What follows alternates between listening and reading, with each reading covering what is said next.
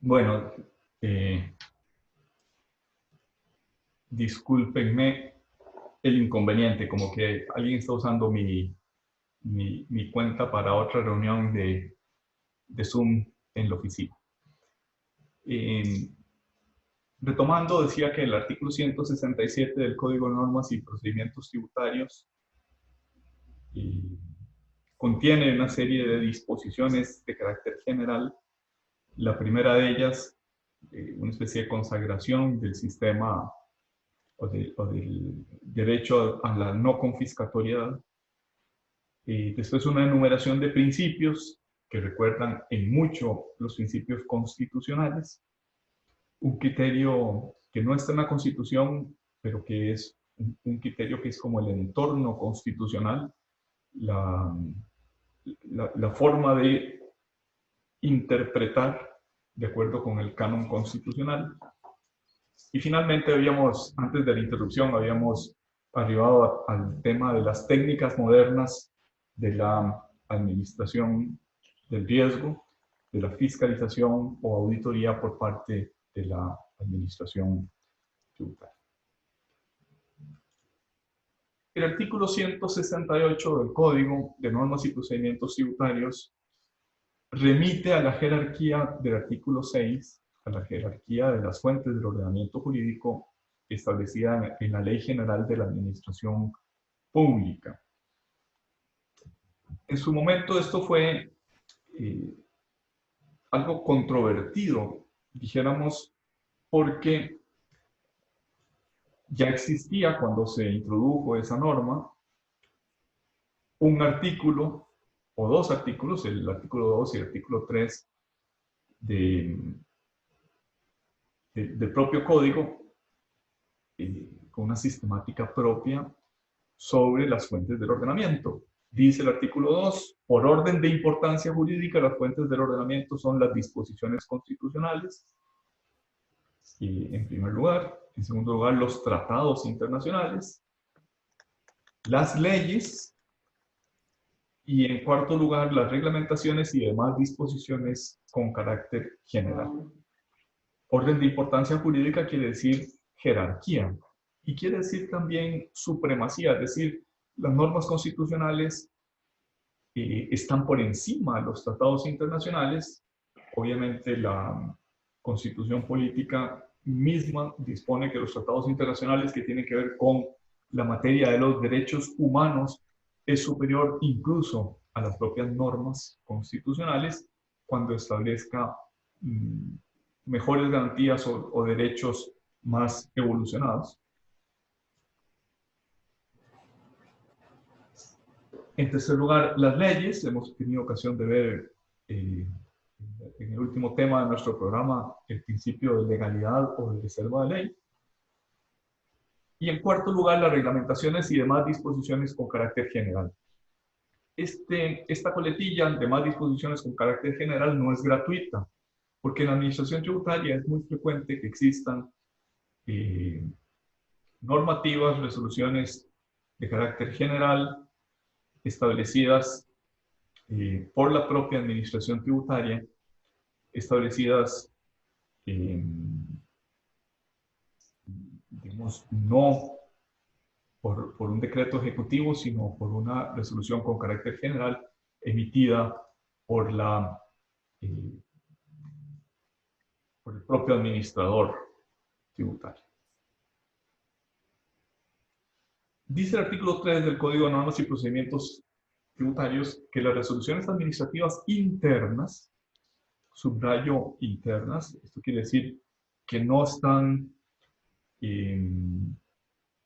publicadas, que no están emitidas con carácter de disposición general, no son de observancia obligatoria para el contribuyente o para los responsables.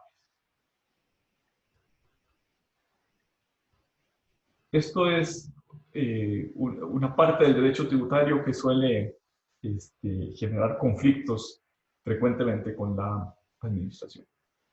Decía que estos artículos 2 y 3 del Código de Normas y Procedimientos Tributarios están en el código básicamente, bueno, básicamente no, desde que se creó el Código Tributario y entró en vigor en 1970.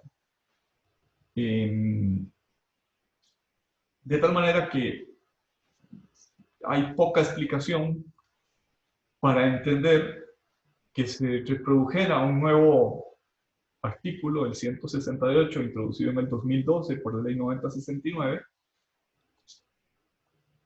que no remite a la jerarquía o a las fuentes del ordenamiento de los artículos 2 del propio código, que no fueron derogados, por lo menos no fueron derogados explícitamente, sino que remite a otro código, a la Ley General de la Administración Pública, en concreto al artículo 6 de la Ley General de la Administración Pública. Ese artículo, disculpas, ese artículo señala en primer lugar la Constitución política, en segundo lugar los tratados internacionales y de la Comunidad Centroamericana. Por la fecha en la que la Ley General de Administración Pública se creó, había mucho interés en la creación de una comunidad centroamericana y por tanto, por eso se especifican en particular los tratados internacionales que tienen que ver con la comunidad centroamericana. En tercer lugar, las leyes y los actos con valor de ley. Esa expresión, actos con valor de ley, probablemente está tomada de los decretos ley que existían en esa época en España. En Costa Rica no tenemos actos con valor de ley que no sean también simultáneamente leyes. Después los decretos que reglamentan leyes, los demás reglamentos del Poder Ejecutivo y las demás normas subordinadas a esos reglamentos. Llama la atención que haya una jerarquía entre decretos que reglamentan leyes y demás reglamentos del Poder Ejecutivo. Pareciera decir esta escala normativa que los reglamentos autónomos, es decir, aquellos que no derivan de manera directa de una ley, no pueden prevalecer respecto del reglamento que específicamente regula pues, o modula lo que dicen las leyes. Además tiene una norma de que los reglamentos autónomos deben subordinarse entre sí. Es decir, el reglamento autónomo del, por ejemplo, del Tribunal Fiscal Administrativo prevalece cuando el ente actuante es el Tribunal Fiscal Administrativo y el reglamento autónomo del Ministerio de Hacienda que regula a la Dirección General de Tributación y prevalece cuando el que está actuando es la Dirección General de Tributación. Y en general se dice que todos los reglamentos están sujetos a las reglas y a los principios del acto administrativo. Hay una pretensión en la Ley General de la Administración Pública de que esta ley sea un código en el sentido del código francés o en el sentido del código de otros países de América Latina, como por ejemplo Chile, que tienen un valor superior a las leyes ordinarias. Dicho en otras palabras, en esta escala normativa del artículo 6 de la Ley General de la Administración Pública, deberíamos introducir antes que las leyes, si siguiéramos ese sistema como el francés o como el chileno, unas leyes especiales llamadas códigos. Eso no existe en Costa Rica. Nuestro sistema normativo no reconoce jerarquía entre las leyes de carácter más general, como podrían ser los códigos, y las leyes ordinarias. De tal manera que lo que sí hay es que las leyes posteriores, aunque no sean especiales, si regulan una determinada materia, derogan lo que antes decía sobre esa materia un código u otra ley. Por ejemplo, esta introducción del artículo, del artículo 168 deroga, siquiera sea parcialmente, por incompatibilidad, lo que disponen los artículos 3 y 4 del propio Código Tributario. Es decir, estos artículos 2 y 3 del Código aunque no fueron formalmente derogados, están implícitamente derogados por el nuevo orden jerárquico del artículo 168. Es cierto que no hay contradicciones graves entre uno y otros artículos, pero el único criterio que tenemos para saber cuál es el que prevalece en el momento en que haya una contradicción entre uno y otros, el único criterio que tenemos es el de posterioridad. Ley posterior deroga ley anterior. Se añade en el artículo 169, que es el último que se relaciona con disposiciones de carácter general, la publicidad de la normativa tributaria, o una serie de órdenes de la ley a cómo han de ser las leyes, y que yo las agrupé bajo el título de publicidad de la normativa tributaria. Dice el artículo 169 que debe mencionarse en el título de las leyes y en el título de los reglamentos, es decir, en el nombre del reglamento, tiene que estar la palabra que identifique que se está reformando un tributo y el tributo que se está reformando. Tiene que estar mencionado en la ley, es decir,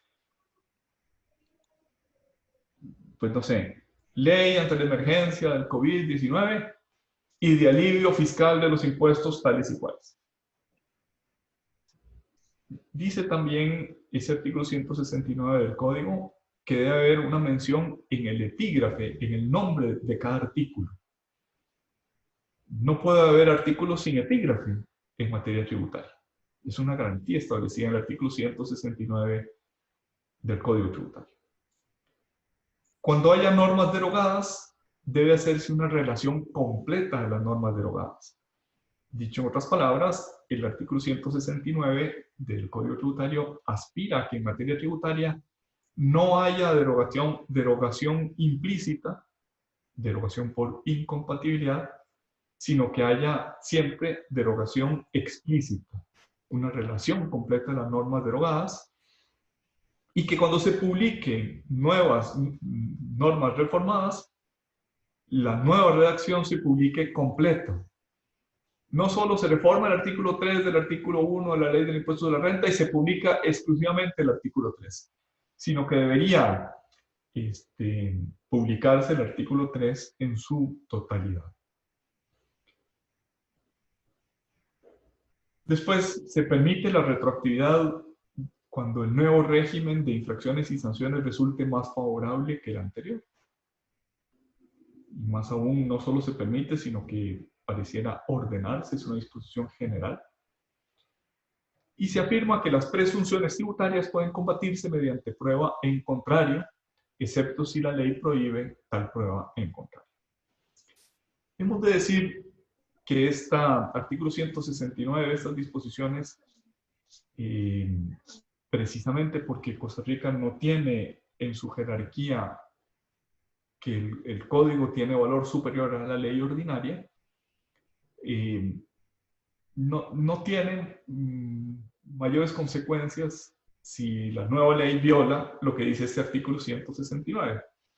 Es decir, una nueva ley, por ejemplo, la de alivio fiscal frente al COVID-19, que no mencionaba las leyes y los reglamentos que modificaba esa ley de alivio fiscal, pues no tiene ninguna consecuencia el que no se haya cumplido esto que ordena el artículo 169. Porque la nueva ley, incompatible con la anterior, la deroga al menos implícitamente. Y la ley de alivio fiscal es tan ley como el Código Tributario lo es. En la ley de fortalecimiento de las finanzas públicas, por ejemplo, se modificó el artículo 1 de la ley del impuesto sobre la renta. Y la nueva redacción de ese artículo 1 no se puso completa, solo se puso aquella parte que se modificaba. De nuevo, este artículo 169 es una especie de canto a la bandera, es una aspiración del legislador en el 2012, pero que las nuevas leyes no se ven compelidas a cumplir esas disposiciones porque no tiene consecuencias negativas el incumplir ese mandato del artículo 169. Las últimas dos disposiciones, la retroactividad favorable, dijéramos, hay un régimen general de retroactividad favorable en materia de infracciones y sanciones, de tal manera que si no se dice nada, aplica la retroactividad favorable. La retroactividad desfavorable está prohibida por la Constitución política. Pero no, la Constitución política no obliga a la retroactividad favorable, solo la permite, solo declara que no es inconstitucional. Pues bien, el Código Tributario tiene una retroactividad favorable ordenada de tal manera que si el legislador quisiera que en algún caso no se aplicara esa retroactividad, debería decirlo de manera expresa. Otro tanto sucede con las presunciones tributarias. La presunción es el tener, por cierto, algo que no se conoce expresamente, habiendo probado un antecedente del cual normalmente, del cual lógicamente se sigue la existencia del hecho presunto. Dicho en otras palabras, a partir de un hecho base que sí debe ser probado, se tiene por probado también otro hecho que no se conoce o que no está probado, pero este segundo hecho o hecho presunto es consecuencia natural, lógica del primero. Por ejemplo, dice el artículo 11 de la Ley del Impuesto sobre la Renta que si hay relaciones de financiamiento, se entenderá, se presume que hay intereses equivalentes a la tasa básica pasiva de los bancos del sistema comercial del Estado. Yo puedo financiar sin intereses. Pero el artículo 11 presume que si hay financiamiento, que si hay préstamo, que si hay alguna relación financiera en la cual hay uso del dinero por parte de un tercero, que esa relación genera intereses. Lo que dice el párrafo final del artículo 169 es que esa presunción tributaria puede combatirse mediante prueba en contrario. Les voy a poner un ejemplo. Hace muchos años, una empresa mayorista de gas le vendía gas a granel a una empresa minorista de gas, es decir, la mayorista que vendía a granel le vendía a la minorista que envasaba y que vendía los tambos de gas al público. Por una inundación se perdieron las facturas de compra-venta del adquirente. Y por tanto, cuando la administración tributaria llegó a fiscalizar y vio que no había facturas de esos años, dijo, bueno, usted no tiene costos de esas facturas. Y la entrega de ese gas a granel se entiende financiado. Había pues una valoración de la compra-venta, de acuerdo con la contabilidad de la empresa, pero además, como esa compraventa se había hecho sin el pago inmediato, es decir, se había hecho con un cierto financiamiento en el tiempo, entendió la administración tributaria por el artículo 11 de la Ley del Impuesto sobre la Renta, que ese financiamiento se hacía con intereses, es decir, que el vendedor de los tambos de gas financiado por el vendedor a granel del gas, le estaba pagando intereses al vendedor a granel, porque el pago no era inmediato. Pues bien, para combatir esa presunción, dice la Ley del Impuesto sobre la Renta que no cabe combatir esa presunción si no hay contrato. sea, si no hay contrato, se convierte en una especie de ficción legal. O sea, si solo hay relación de financiamiento sin que esa relación esté expresa en un contrato, no cabe la prueba en contrario. Pues bien, a pesar de la norma expresa de la ley del impuesto sobre la renta y sobre todo el reglamento de la ley del impuesto sobre la renta, los tribunales admitieron como prueba en contrario la copia de las facturas, que no las facturas originales destruidas por la inundación de parte del comprador, sino la copia de las facturas de parte del vendedor, más una declaración de ambas partes de que una no había pagado y la otra no había cobrado intereses. Lo que quiero decir es que en materia tributaria las presunciones primero son moneda de uso corriente, son muy frecuentes las presunciones. Conviene que esas presunciones puedan combatirse mediante prueba en contrario. Y la frase final, excepto cuando la ley no lo permita, muy probablemente es inconstitucional. Casi siempre que una ley no permite prueba en contrario en materia tributaria es una violación al principio de capacidad económica. Es una violación grosera al principio de capacidad económica. Los siguientes artículos 170 y siguientes no los vamos a ver con tanto detalle, pero sí comentarles que establecen derecho al debido proceso.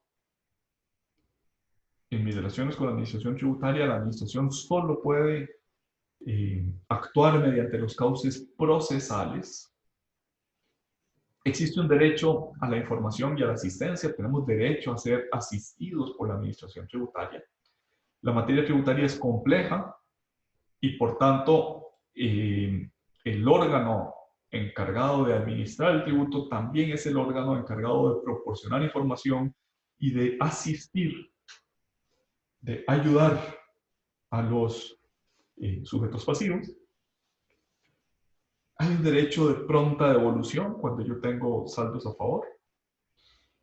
Existe un derecho de consultar a la administración, que ya no es solo información y asistencia, sino es el derecho de consultar con efectos vinculantes para la administración. La administración queda vinculada por la respuesta que me otorgue.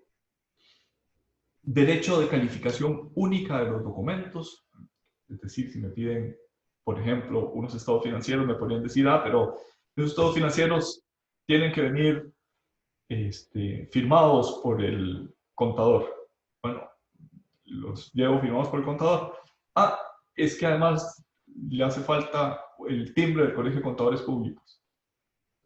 Y cuando lo llevo con el timbre del Colegio de Contadores Públicos, sí, pero es que el contador, la firma tiene que ser firma electrónica y no puede ser firma manuscrita.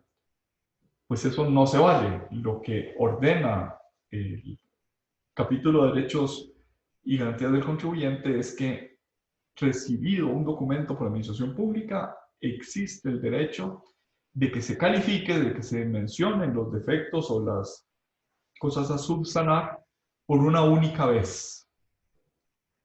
No puede suceder esa especie de ping-pong entre la administración y el administrado, que cada vez que llego me piden algún nuevo requisito o alguna nueva formalidad por cumplir. Derecho a saber el estado de tramitación, en qué punto está una gestión que yo he hecho ante la administración pública, puedo preguntar. Derecho a conocer la identidad del servidor público. Derecho a saber quién es el que tiene mi expediente. Derecho a no aportar documentos ya presentados. Y esto se une con la Ley de Protección al Ciudadano contra el exceso de trámites administrativos, que es que si la administración tiene acceso a un documento por sí misma, no tengo yo por qué presentárselo. Debe pedirlo al otro ente público. Yo recuerdo hace muchos años que se murió un socio de mi oficina con el que yo apreciaba mucho, trabajaba muy cercanamente conmigo, y la Caja Costarricense del Seguro Social, un año después o 2 años después, mandó una notificación a la oficina diciendo que la deuda de cuotas de seguridad social de este compañero, que se había ido creando en los meses posteriores a su fallecimiento, se estaba mandando a cobro judicial. Y bueno, yo llamé y dije, verá, es que esa deuda no existe, puesto que esta persona falleció en tal fecha. Y me decían, bueno, pues tráigame una certificación de defunción. Y yo les decía, bueno, ¿por qué no voy a aportar yo nada? Primero no soy yo les estoy haciendo el favor de comunicarles que esa deuda no existe y ustedes pueden consultar en el registro civil la fecha de fallecimiento de esta persona. En fin, después de varios tiras y afloje, mandaron el expediente al archivo. No siguieron con ese procedimiento de cobro.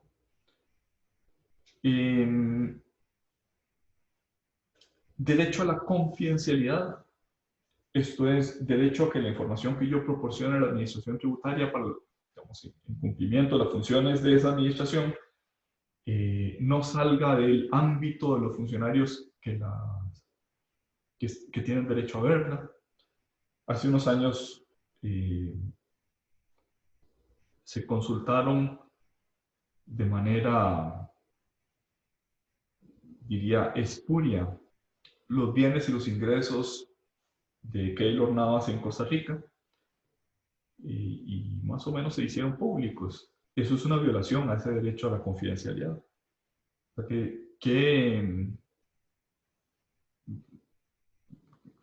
¿por qué debe haber circulación de la información, no digamos de nuestro héroe nacional, por decirlo de alguna manera, o del conciudadano que ha tenido éxito deportivo y económico?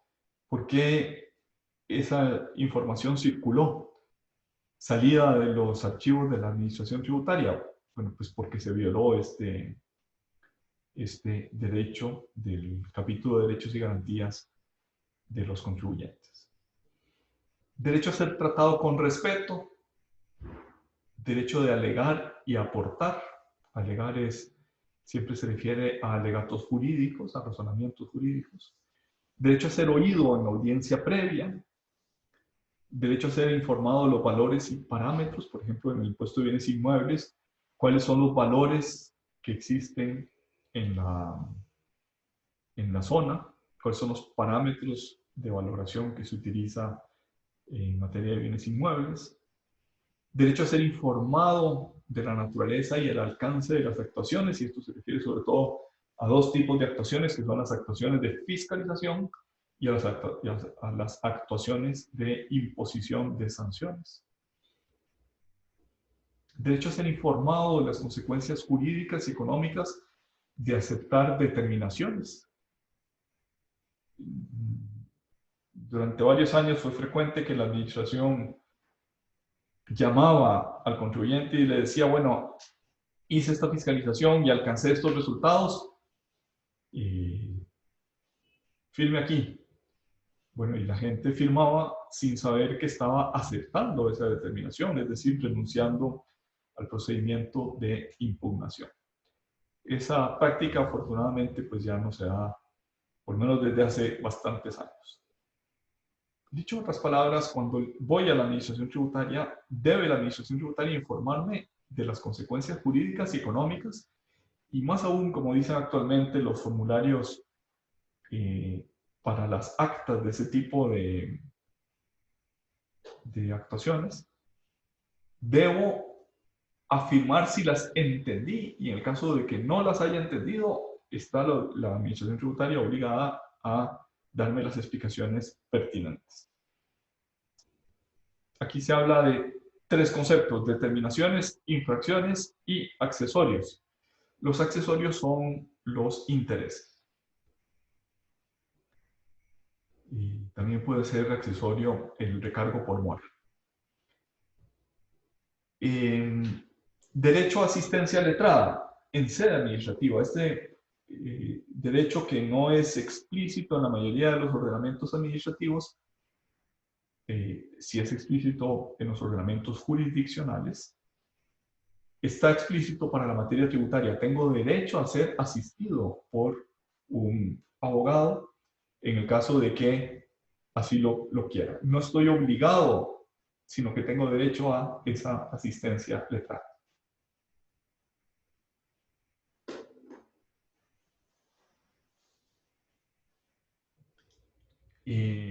Si quieren preguntar o si quieren hacer algún comentario, me interrumpen. Yo tengo la impresión de que todos tienen derecho ¿cómo se llama? De reconectar su micrófono, o tengo que conectarlo yo. No, porque todos tienen acceso. Ah, bueno, que estoy usando otra cuenta que no es la que uso habitualmente y es un poquito distinta. Bueno, gracias. Viene después un capítulo de garantías procesales. La primera de ellas es que hay una observancia obligatoria del procedimiento administrativo. La administración no puede actuar si no es a través del procedimiento. Este procedimiento administrativo en realidad son varios procedimientos. Yo identifico al menos 5 procedimientos en el Código de Normas y Procedimientos Tributarios.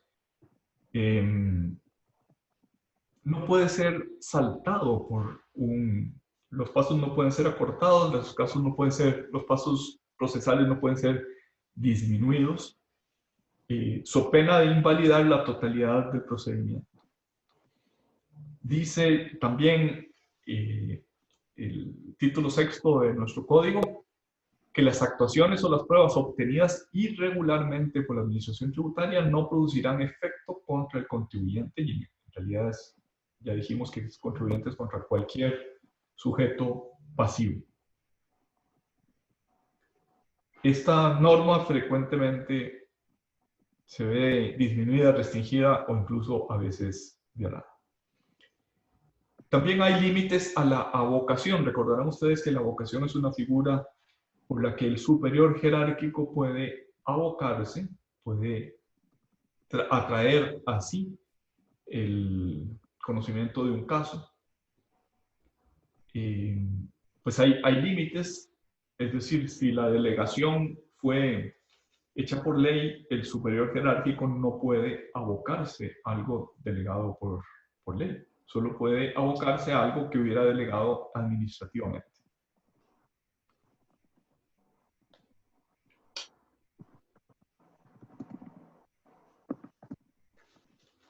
En concordancia con la Ley General de la Administración Pública, se declara que el objeto del procedimiento administrativo es la verificación de los hechos que sirven de motivo al acto administrativo.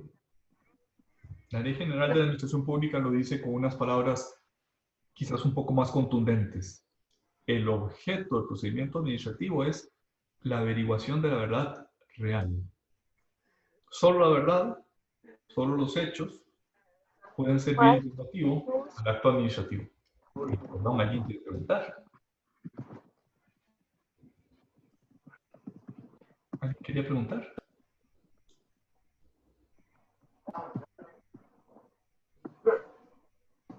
Mariela, ¿estás preguntando? Casi no te escucho.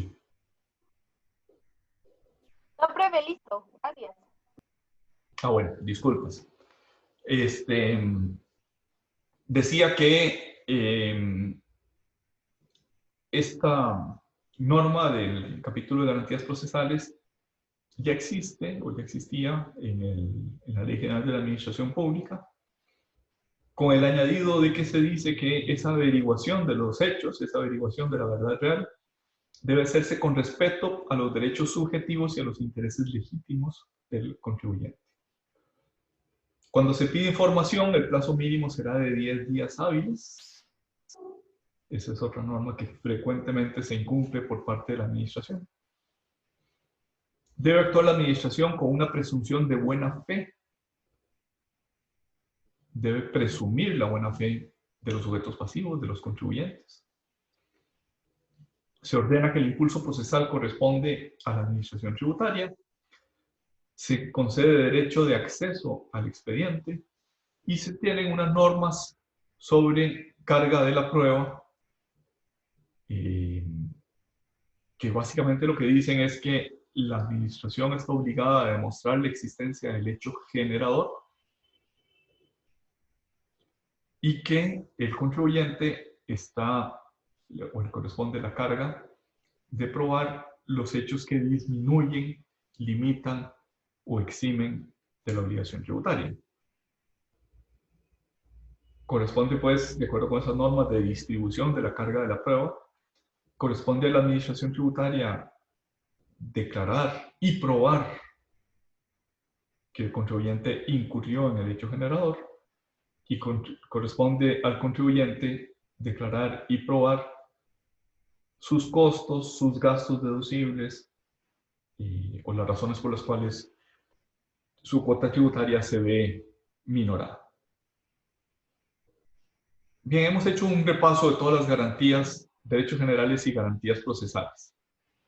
Y vamos ahora a pasar a una garantía o derecho de audiencia previa. El artículo 171, en los incisos 11 y 12, estamos siempre en el capítulo de derechos y garantías del contribuyente, dicen que existe derecho de formular alegatos y aportar documentos que deberán ser tomados en cuenta en la redacción de las resoluciones sobre los actos jurídicos en general. Deberán ser tomados en cuenta, esta frase implica que ese derecho de alegaciones y de prueba es previo a la emisión de la resolución. Deberán ser tomados en cuenta para emitir, para redactar las resoluciones o los actos jurídicos en general. De tal manera que antes de que haya un acto administrativo de determinación de la obligación tributaria o un acto administrativo de imposición de la sanción, yo tengo derecho a presentar razonamientos jurídicos, tengo derecho a presentar documentos y otros medios de prueba. Y ese ser tomados en cuenta no es solo que se mencionen en la resolución, sino que sean valorados en el acto jurídico que se emita luego de ese procedimiento.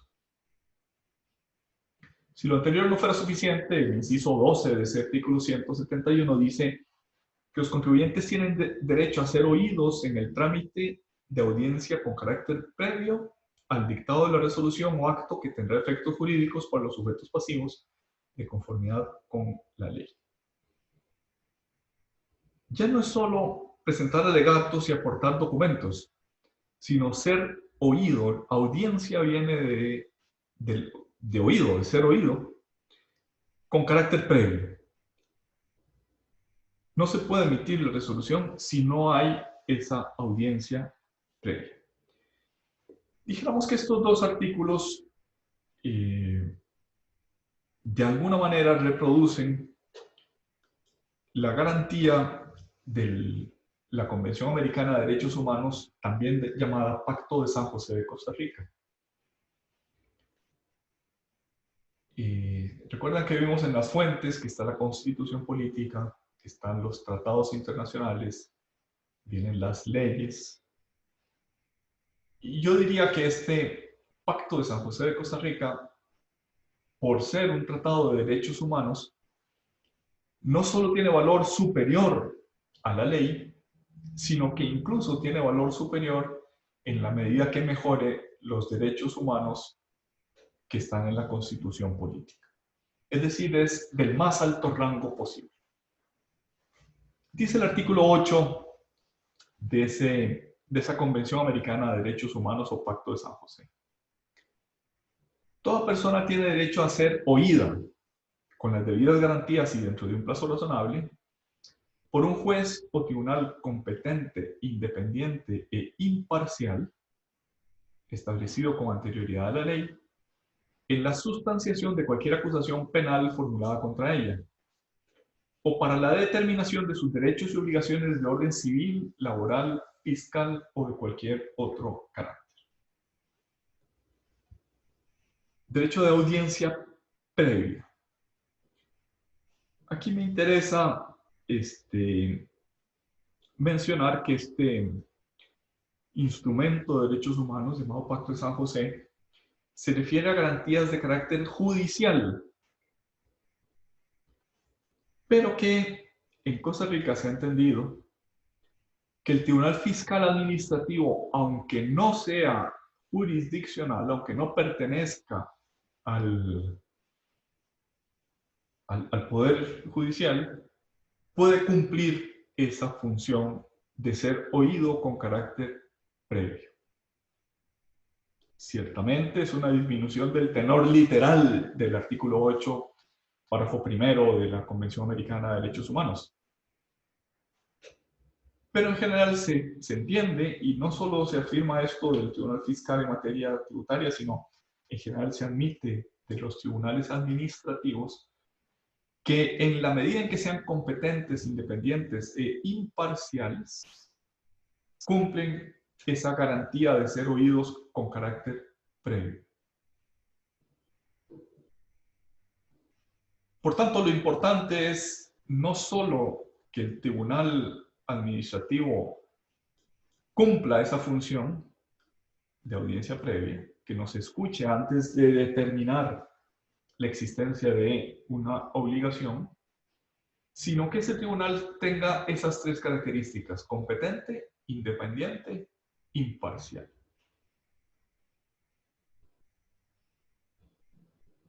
La independencia y la imparcialidad, lean por favor los artículos 161 y siguientes del Código Tributario, vienen garantizados, o se pretende que vengan garantizados, por una serie de disposiciones legales que equiparan a los jueces del Tribunal Fiscal Administrativo con los jueces de primer grado, los jueces del Poder Judicial.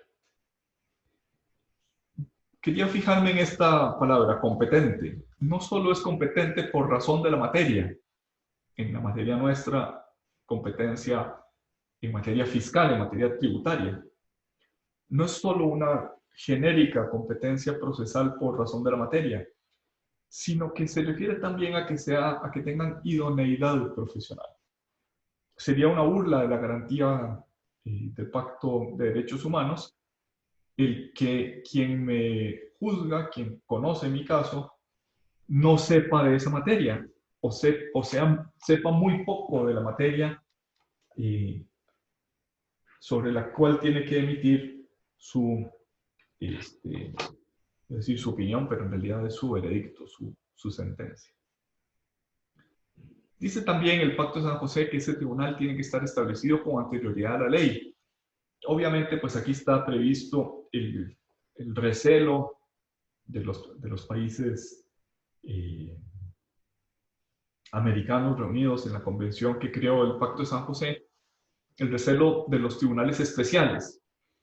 Y por tanto, quedó establecido en el artículo del 8 el que ese tribunal tiene que haber sido creado y existir anteriormente al acto que pretende juzgar y haber sido establecido por ley. A diferencia del Pacto Europeo de Derechos Humanos, la Convención Americana de Derechos Humanos incluye esa palabrita fiscal. O sea, si ustedes ven la misma norma en la Convención Europea de Derechos Humanos, verán que la americana incluye esta frase final: fiscal o de cualquier otro carácter. No estaba así previsto en el borrador de la declaración. La Conferencia Interamericana Especializada que se reunió en San José de Costa Rica del 7 al 22 de noviembre de 1969, es decir, hace 50 años y unos cuantos meses, esa convención interamericana que produjo la Convención Americana de Derechos Humanos, hizo dos adelantos respecto de la Convención Europea. Hizo dos superaciones respecto del espejo en el cual se miraba, que era la Convención Europea de Derechos Humanos. En primer lugar, más bien hizo tres mejoras. Quiso pasar de una mera declaración a una convención, es decir, a un tratado internacional que fuera jurídicamente exigible. No es como la convención, pero no como la Declaración de Derechos del Hombre y del Ciudadano propia de la Revolución Francesa. No es como otras declaraciones de derechos humanos de las Naciones Unidas o de otros órganos, sino que quiso darle un carácter de convenio, de convención, de instrumento jurídicamente exigible. En segundo lugar, creó un órgano jurisdiccional supranacional, la Corte Interamericana de Derechos Humanos, con el razonamiento de que no hay un derecho propiamente asegurado sin amparo de un tribunal competente, sin alguien que declare el derecho. La misma preocupación de la tutela judicial efectiva, pero ya no en el ámbito de los tribunales ordinarios, sino más allá de los tribunales supranacionales. Y en el último minuto se incluyó la palabra fiscal para la determinación de sus derechos y obligaciones de orden civil, laboral, fiscal o de cualquier otro carácter. Dice algunos autores, sobre todo los argentinos que vinieron a esa conferencia interamericana especializada, dijeron en el último minuto, en la noche antes de que se firmara la convención americana, se incluyó esa palabra, fiscal. No está muy claro por qué la incluyeron. Dijéramos, a diferencia del resto del texto de la convención, que tiene antecedentes, tiene justificación, tiene exposición de motivos, pareciera que esto lo añadieron en la noche antes. Yo me imagino que quizás estaban ya en la celebración de que se acababa la convención, habían estado 15 días reunidos, y a lo mejor en la celebración a alguien se le ocurrió decirme, ¿y por qué no incluimos también lo fiscal? Para que quede claro, para que no sea el fisco el malo de la fiesta, para que no sea el fisco el que pueda convertirse en una expoliación que termine haciendo inhábiles los demás derechos humanos. Y así se incluyó. No tiene mayor justificación en los antecedentes, en la exposición de motivos. Y esto es una diferencia importante con la Convención Europea. Está en vigor para Costa Rica desde el 18 de julio de 1978. Pasaron casi 10 años desde que se firmó la convención hasta que entró en vigor para Costa Rica. La ley 9069 produjo un desafío a ese derecho de audiencia previa. Ya les hice notar la paradoja de que la ley 9069 estableció un capítulo de derechos y garantías que no existía. En ese capítulo estableció el derecho de audiencia previa, y esa misma ley, sin embargo, modificó el artículo 144 del Código, diciendo que el acto administrativo de liquidación de oficio debe ser sometido a conocimiento del sujeto pasivo,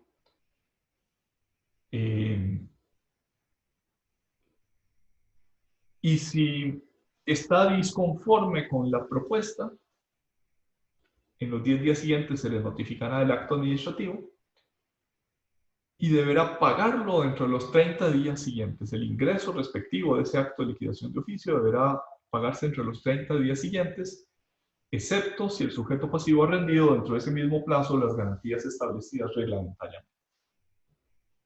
Obviamente, si había una declaración posterior del Tribunal Fiscal Administrativo anulando esa deuda, la Administración Tributaria debería reembolsarla.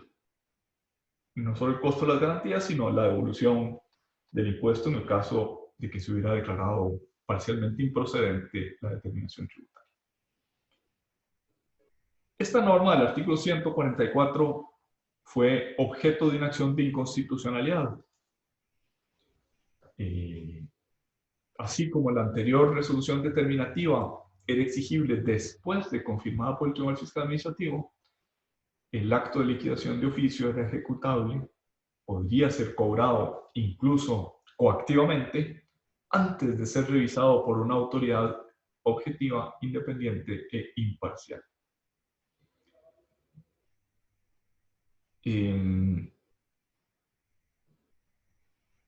Estuvo, desde el punto de vista del derecho administrativo, estuvo presente una discusión entre autotutela y heterotutela. La autotutela consiste en que la administración tributaria misma vela por la conformidad de sus actos con la ley. O sea, emite el acto de liquidación de oficio y es la propia administración la que dice: estoy cumpliendo este acto, está cumpliendo con la ley.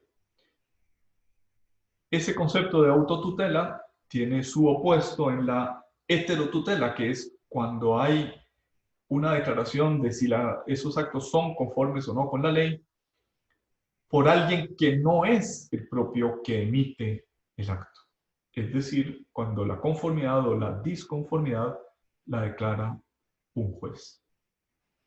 Dicho en el lenguaje popular, la autotutela tiene el inconveniente de que no se puede ser juez y parte. Yo no puedo decir mis actos son conformes con la ley, sino que eso tiene que declararlo, tiene que decirlo alguien externo al emisor del acto administrativo. También de la sabiduría popular, no se puede poner el lobo a cuidar el rebaño. Es la guerra del tigre suelto contra el burro amarrado, etc.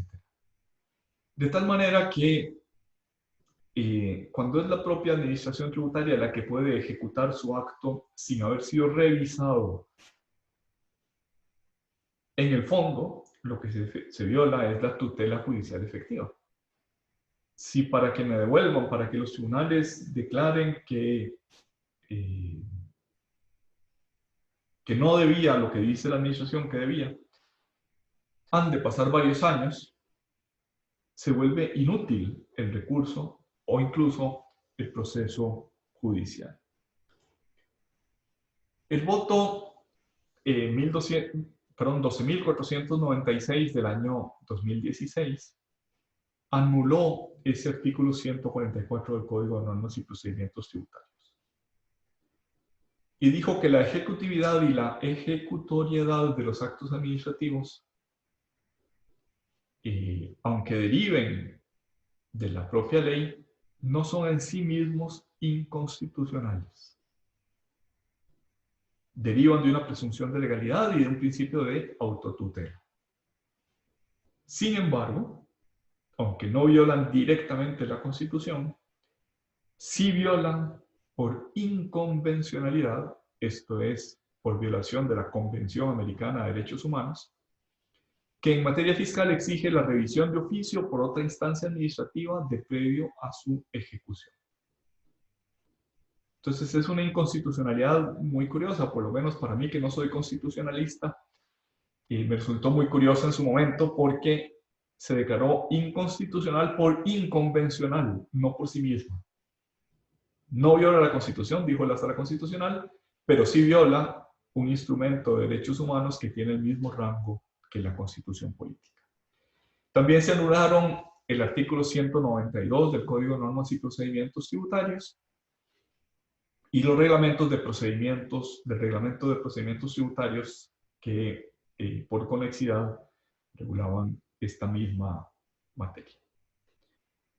Hizo la Sala Constitucional algo que suele hacer pocas veces, que es que volvió a poner en vigor las normas que habían sido derogadas por la Ley 9069 que se referían a la misma materia. Es decir, no solo anuló las normas nuevas, sino que le dio un nuevo vigor a unas normas ya formalmente derogadas por la ley 9069. Y con esto termina nuestra clase del día de hoy. Abro para preguntas. Tienen ustedes la palabra si desean ejercer este derecho.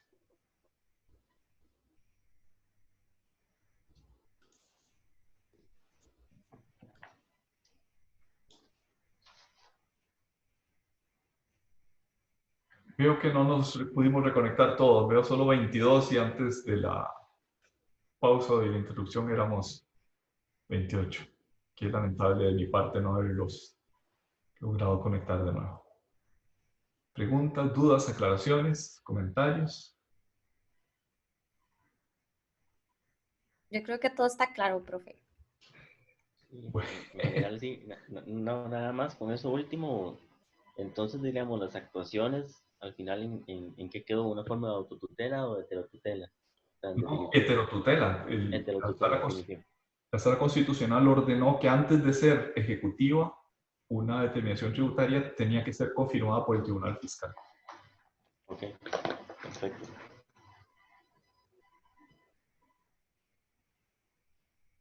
Bien, si no hay más preguntas, vamos a dejarlo por ahí el día de hoy. Les agradezco su atención y nos vemos, si Dios quiere, el próximo lunes. Gracias. Gracias. Muchas gracias, profe. Gracias. Gracias, buena tarde. Buenas tardes. Gracias, profe.